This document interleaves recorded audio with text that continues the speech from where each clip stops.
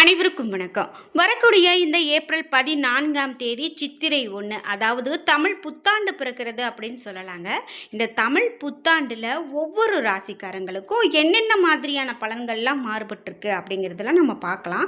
அதில் முக்கியமானதாக சிவன்மலை ஆண்டவன் உத்தரவு பெட்டையில் இப்போ என்ன பொருள் வைக்கப்பட்டிருக்கு, மேலும் இந்த பொருளால் ஒரு சில ராசிக்காரர்களுக்கெல்லாம் என்னென்ன மாதிரியான பலன்கள்லாம் இருக்க போகுது, முக்கியமாக இந்த தமிழ் புத்தாண்டு பிறக்க நேரத்தில் எப்படிப்பட்ட மாற்றத்தை சந்திக்க போறாங்க அப்படிங்கிற எல்லா தகவலையும் நம்ம இந்த வீடியோவில் பார்த்து தெரிஞ்சுக்கலாங்க.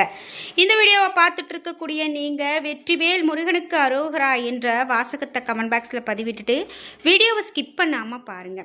நீங்கள் இன்னும் உற்சாகம் டிவி சேனலை சப்ஸ்கிரைப் பண்ணாமல் இருந்தால் சப்ஸ்கிரைப் பண்ணிக்கோங்க. கூடவே இருக்க பெல் ஐக்கானை மறக்காமல் கிளிக் பண்ணிடுங்க. வாங்க வீடியோக்குள்ளே போகலாம். இந்த வீடியோ பார்த்துட்டு இருக்கக்கூடிய உங்களுக்கு முழுமையான ஜோதிட பலன்கள் தெரிந்து கொள்ளணும், அதே போல் உங்களுடைய வருங்காலத்தில் என்னென்ன மாதிரியான மாற்றங்களை நீங்கள் சந்திக்க போகிறீங்க அப்படிங்கிற உங்களுடைய கருத்துக்கள் அனைத்திற்கும் சரியான பதில் சொல்லப்படும். இந்த வீடியோக்கு கீழே டிஸ்கிரிப்ஷனில் வராகி அம்மன் ஜோதிட நிலையத்தின் தொலைபேசி எண் கொடுத்துருக்கேன். அந்த எண்ணுக்கு தொடர்பு கொண்டு பேசி பாருங்கள். கண்டிப்பாக உங்களுடைய வாழ்க்கையில் இருக்கக்கூடிய பிரச்சனைகளுக்கு தீர்வு கிடைக்கும். இப்போ நம்ம சிவன்மலை ஆண்டவன் உத்தரவு பெட்டையில் ஒரு பொருள் வைக்கிறாங்க அப்படின்னா கண்டிப்பாக அது இந்த சமுதாயத்தில் மிகப்பெரும் மாற்றத்தை சந்திக்கும். அதிலும் முக்கியமாக இந்த மாதிரியான வருட பிறப்பு நாட்களில் ரொம்ப முக்கியமாக என்ன பொருள் இருக்குது, என்ன பலன் கிடைக்க போகுதோ அப்படின்னு பார்ப்போம்.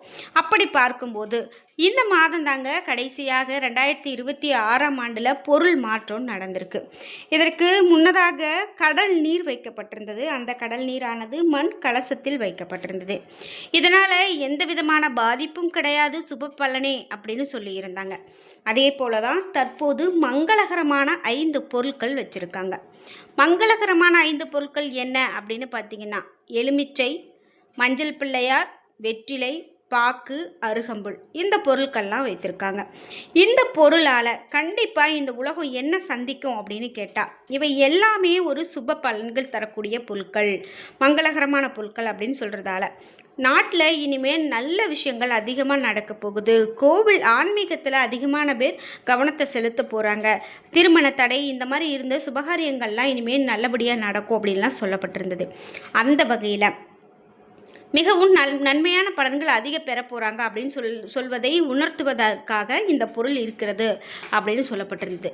சரி, இந்த பொருள் இருக்கிறதால ஒவ்வொரு ராசிக்கும் இந்த தமிழ் புத்தாண்டிலிருந்து என்ன மாதிரியான பலன் பெறுவாங்க அப்படின்னு பார்த்தா, தமிழ் புத்தாண்டு இந்த ஏப்ரல் 14ஆம் தேதி வருதுங்க. இந்த நாளில் மேஷராசிக்காரர்களுக்கு கிடைக்கக்கூடிய நன்மைகள் அப்படின்னு பார்த்தீங்கன்னா, கவனமாக இருக்கக்கூடிய விஷயங்கள், வழிபட வேண்டிய தெய்வம் என்ன, பலன்கள் என்ன மாதிரி இருக்கும், பரிகாரங்கள் என்ன மாதிரியாக இருக்கும் அப்படின்னு ரொம்ப நாம் எதிர்பார்த்து காத்திருக்கோம். அவையெல்லாம் என்ன அப்படிங்கிறத நான் சொல்கிறேன். மேசராசிக்காரர்களுக்கு 7.5 சனி நடந்து கொண்டிருக்கிறதால விநாயகர், அனுமன் வழிபாடு இது ஏற்றத்தை கொடுக்கும் அப்படின்னு சொல்கிறாங்க. 7.5 சனி அப்படிங்கும்போது நிறைய கஷ்டப்பட வேண்டியது இருக்கும் அப்படின்னு சொன்னாலும் இந்த 7.5 சனியிலும் சில அதிர்ஷ்டங்களை தரக்கூடிய பலன்கள் சொல்கிறாங்க. தொழில், உத்தியோகம், வியாபாரம், படிப்பு சம்பந்தப்பட்ட விஷயங்களில் நல்ல மாற்றம் ஏற்படும். இதுவரைக்கும் இந்த விஷயங்களில் பாதிப்புகளை சந்தித்து வந்த இந்த மேஷராசிக்காரர்கள் இனிமேல் நல்லதொரு நிலைமையை எட்ட போகிறாங்க அப்படின்னு சொல்லப்படுது. எல்லா நிலையுமே மாறுபட்டு அமையும். அற்புதமான மாற்றம் கண்டிப்பாக ஏற்படும். சுப விரயங்கள் கண்டிப்பாக நடக்கும் அப்படின்னு சொல்லப்படுது. இந்த வீடியோ பார்த்துட்டு இருக்கக்கூடிய நீங்கள் 12 ராசியில் என்ன ராசிக்காரங்க அப்படிங்கிறத மறக்காமல் கமெண்ட் பாக்ஸில் பதிவிடுங்க. குறிப்பாக உங்களுக்கு வீடு கட்டணும் அப்படிங்கிற ஒரு ஆசை இருக்குது, ஆனால் இத்தனை நாளாக அது நடக்கவே இல்லை அப்படின்னு நினைக்கிறீங்களா? வீடு கட்டுவது, நிலம் வாங்குவது, வீட்டை புதுப்பிப்பது, இந்த மாதிரியான விஷயங்கள் எல்லாமே இந்த காலகட்டத்தில் மேஷராசிக்காரர்களுக்கு ரொம்ப நல்லதாக நடக்க போகுது. அலுவலகத்தை மாற்றுவது, கூடுதல் பட்டங்களை வாங்குவது, மேற்படிப்புகள் அதிகமாக படிக்கிறதுக்கான ஒரு யோகம் இனிமே உங்களுக்கு வரப்போகுது. இது மட்டும் இல்லாமல் வேற்றுமொழி மனிதர்களால் கண்டிப்பாக உங்களுக்கு ஆதாயம் ஏற்படும் அப்படின்னு சொல்லப்படுது. முக்கியமாக ராகு உங்களுக்கு நிறைய உதவிகளை செய்வார். 11ஆம் இடத்துல இருப்பது திடீர் அதிர்ஷ்டத்தை பெறக்கூடியதாக உங்களுக்கு இருக்கும் அப்படின்னு சொல்லலாம். அதே போல் இந்த மேஷராசிக்காரர்கள் அப்படின்னு பார்க்கும்போது திருமணம் நடக்காமல் ரொம்ப நாளாக இருக்கீங்க, அது ரொம்ப இழுபறியாகவே இருக்குது, சுபகாரியம் நடக்குமா நடக்காதா அப்படிங்கிற ஒரு சந்தேகத்தில் இருந்தீங்கன்னா லாட்ரியில் கண்டிப்பாக ஜாக்பாட் அடிக்கிறதுக்கான யோகம் உண்டு. பூர்வீக சொத்துக்களில் இருந்து வந்த பிரச்சனைகள் கூட பரிபூர்ணமாக உங்களுக்கு நீங்கும். எதிரிகள் விலகுவாங்க. எதிரிகள் உங்களை உங்களுக்கு சரணடைவாங்க. வழக்குகளில் வெற்றி பெறக்கூடிய யோகம் உண்டாகும். அசையும் மற்றும் அசையா பொருட்களுடைய சேர்க்கை கண்டிப்பாக அதிகரிக்கும். ஜூன் மாதத்திற்கு சுபகாரியங்கள் நடக்கக்கூடிய அமைப்பு உண்டு. அப்படின்னும் எல்லா விதமான அனுகூலமும் உங்களுக்கு ஏற்படும். நல்லதொரு பலனை மேஷராசிக்காரர்கள் பெற போகிறாங்க. முக்கியமாக சுபகாரியங்கள் அவரவர் வீட்டில் நடந்தேறக்கூடிய ஒரு காலகட்டமாக இருக்கும் அப்படின்னு சொல்லப்படுது. இதோடு நீங்கள் பயணங்கள் மேற்கொள்ள போகிறீங்க அப்படின்னா இந்த பயணங்கள்லாம் எப்படி அமையும் அப்படின்னு பார்த்தீங்கன்னா, குடும்பத்தினரோடு சுற்றுலா போகிறது, விடுபட்ட யாத்திரைகள் செல்வது, தொலைதூர பயணங்கள் மேற்கொள்ளும் போது யோகம் உண்டாவது, அதே போல் குடும்பத்தை விட்டு பிரிந்து கஷ்டப்படுறவங்க மீண்டும் குடும்பத்தினரோடு ஒன்று சேரக்கூடிய வாய்ப்பு, இவை எல்லாமே ஏற்படும். அது மட்டும் இல்லாமல் குடும்பத்தினரோடு மகிழ்ச்சியாக நீங்கள் இருப்பீங்க. மனதில் இருந்து வந்த ஆசைகள் எல்லாமே நிறைவேறக்கூடியதாக மேஷராசிக்காரர்களுக்கு இருக்கும்.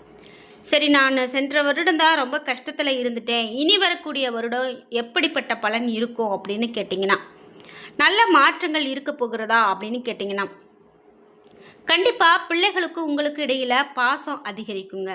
அந்யோன்யம் கண்டிப்பாக ஏற்படும். அபிராமி அந்தாதியில் இருக்கக்கூடிய 40, 59, 75வது பாடலை படிக்கிறது கேட்பது பெரிய பலமாக பலத்தை உங்களுக்கு பெற்றுக் கொடுக்கும்.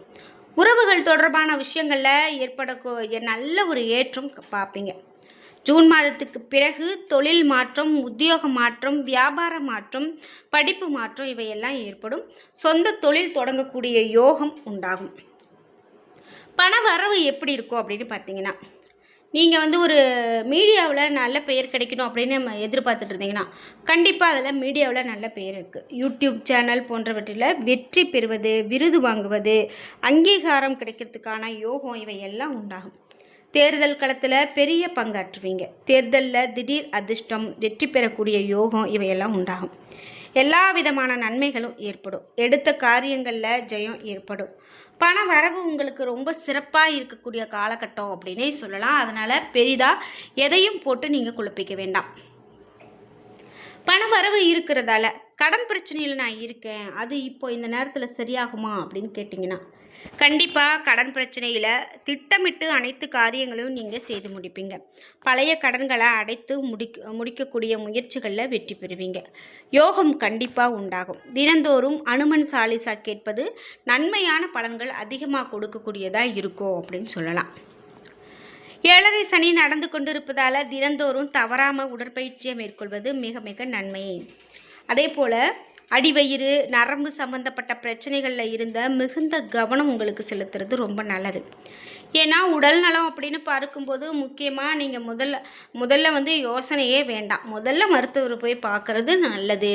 இந்த காலகட்டம் உங்களுக்கு நன்மையான பலன்கள் நிறைய பெற்றுக் கொடுக்க போகிறது. அப்படிங்கிறதால நிச்சயமாக நல்லதொரு பலன் உங்களுக்கு கிடைக்கும். அதனால் நீங்கள் எந்த ஒரு பயமும் வேண்டாம் அப்படின்னு சொல்கிறாங்க.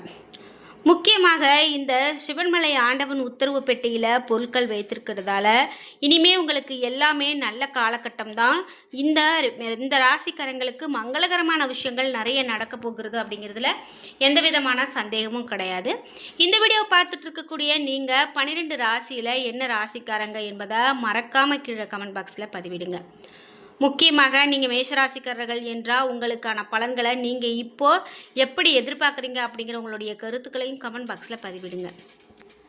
இதோடு நீங்கள் இன்னும் நம்ம சேனலை சப்ஸ்கிரைப் பண்ணாமல் இருக்கீங்க, நம்ம சேனலில் நிறைய வீடியோக்கள் இருக்குது, அதனால் நீங்கள் சப்ஸ்கிரைப் பண்ணிவிட்டு பாருங்கள். கண்டிப்பாக உங்களுக்கு எல்லா வீடியோவுமே பயனுள்ளதாக தான் அமையும்.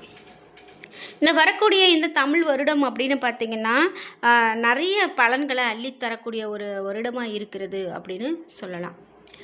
முக்கியமாக இந்த பலன்கள் அப்படின்னு பார்த்திங்கன்னா ஒவ்வொரு ராசிக்குமே மாறுபட்டு தான் அமையுது. குறிப்பிட்டு இந்த ஆண்டவன் உத்தரவு பெட்டியில் வைக்கப்பட்டிருக்கக்கூடிய பொருளால் இனிமேல் எல்லாமே நல்லது தான். பராபவ ஆண்டினுடைய தொடக்கம் அப்படின்னு சொல்லலாம். இந்த பராபவ ஆண்டினுடைய தொடக்கம் அப்படிங்கிறதால இது பொருளாதார ரீதியாகவும் நல்ல ஒரு சவாலானதாகவும் இருக்கும் அப்படின்னு சொல்லப்படுது. என்ன நண்பர்களே, இன்றைக்கி வீடியோவில் நாம் இந்த சிவன்மலை ஆண்டவன் உத்தரவு பெட்டியில் பொருள் வைக்கப்பட்டிருக்கிறதால என்னென்ன மாதிரியான பலன்கள்லாம் நடக்க போகிறது அப்படிங்கிறத பார்த்து தெரிஞ்சுக்கிட்டோம். இந்த வீடியோ கண்டிப்பாக உங்களுக்கு ரொம்ப பயனுள்ளதாக இருந்திருக்கும். வீடியோ உங்களுக்கு பிடிச்சிருந்தால் லைக் பண்ணுங்கள், ஷேர் பண்ணுங்கள், கமெண்ட் பண்ணுங்கள். நீங்கள் இன்னும் உற்சாகம் டிவி சேனலை சப்ஸ்கிரைப் பண்ணாமல் இருந்தால் சப்ஸ்கிரைப் பண்ணிக்கோங்க. கூடவே இருக்க பெல் ஐக்கானை மறக்காமல் கிளிக் பண்ணிடுங்க. நன்றி வியூவர்ஸ்.